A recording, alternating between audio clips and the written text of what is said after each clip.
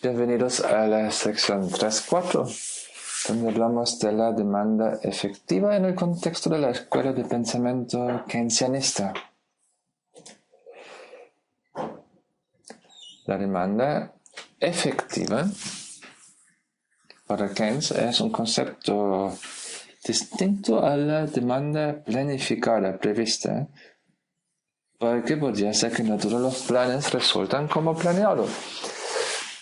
Recordemos siempre que Keynes observaba una época de muchos desequilibrios por la crisis mundial en la economía. La demanda efectiva supone, por instante, que las inversiones son dadas exógenamente y hay capacidad desocupada. Significa que la capacidad instalada de las empresas no se está utilizando a 100%. Y entonces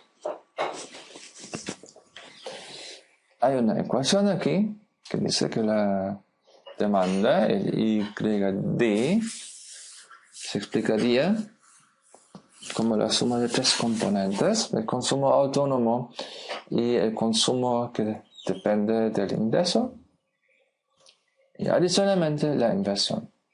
¿Sí? En términos de diagrama causal, significa que hay 4 variables que influyen recíprocamente en la demanda agregada: el consumo autónomo, el ingreso real, la propensión marginal al consumo y las inversiones.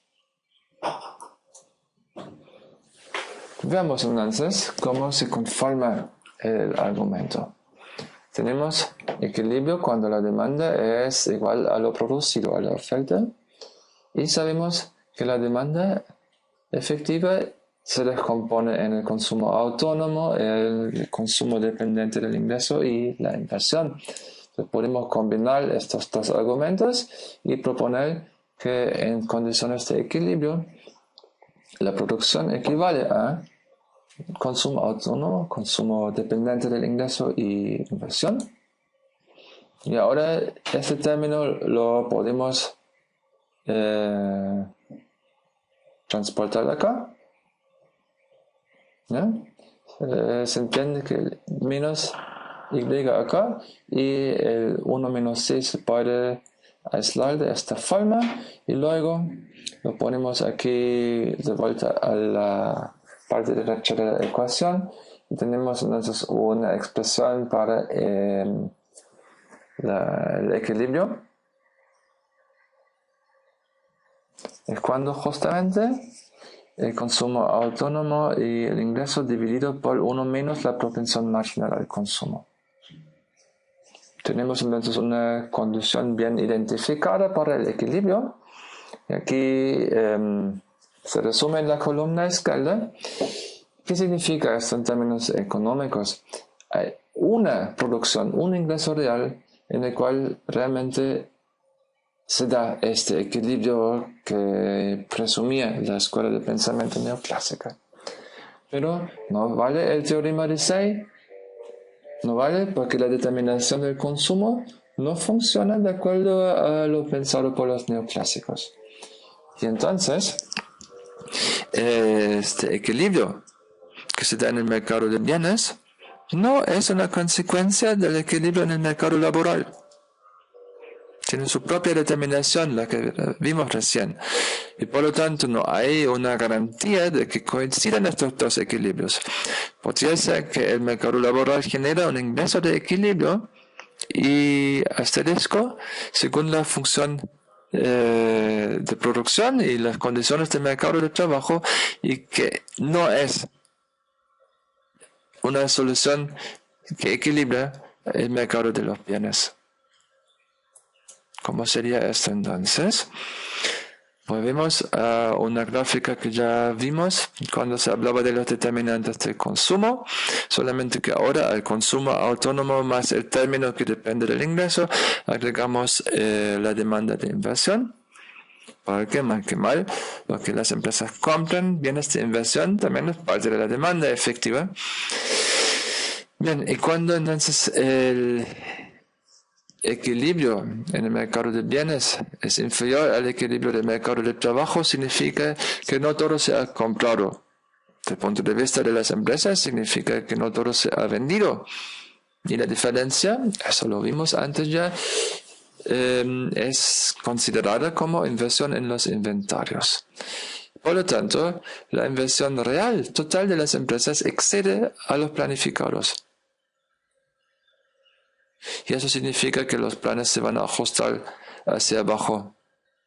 Y habrá entonces una planificación nueva de la producción con menos producción, porque ya está una parte de la producción en los inventarios.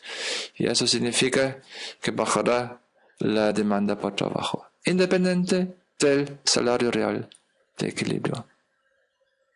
Y eso significaría, bueno, que tenemos una brecha, que el mercado de bienes no está en equilibrio. Lo habría sido si, por suerte, el equilibrio en el mercado del trabajo hace producir justamente esta cantidad particular. Esto significa que para Keynes no está excluido que podemos tener equilibrio, solamente que es un equilibrio frágil y fácilmente no llegamos a él, y cuando estamos fuera de él, no habrá un mecanismo claro que conduce o que presiona la economía de vuelta en camino hacia el equilibrio. Entonces en clase vamos a utilizar el modelo de simulación de la demanda efectiva para hacer un par de experimentos y aclarar más de eso.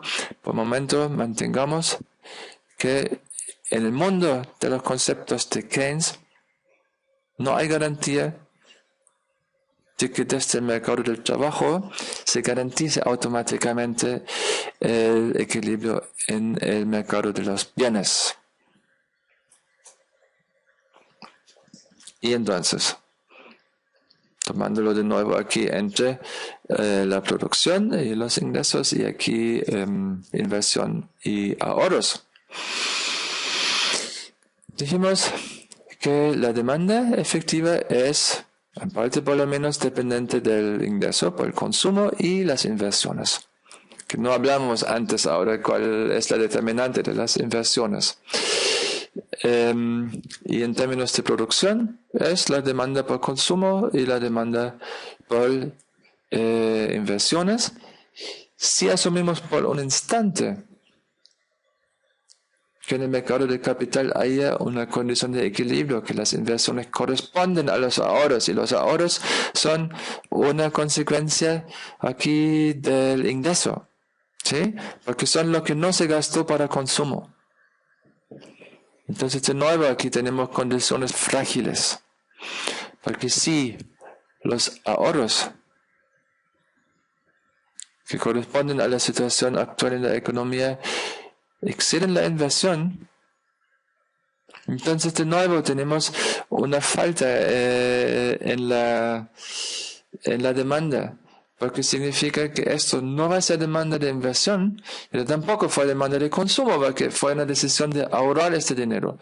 Entonces se quita la demanda, por lo cual las empresas van a tener inventarios de más, de sobras, y van a reducir su producción a futuro. Y de nuevo, entonces aquí tenemos una tendencia de quedarnos con una brecha y un desequilibrio entonces en el mercado de los bienes, que para resolverlo las empresas van a generar una situación de desempleo, donde obviamente el desempleo significa que los ingresos disminuyen y eso va a tener una consecuencia a la demanda de consumo.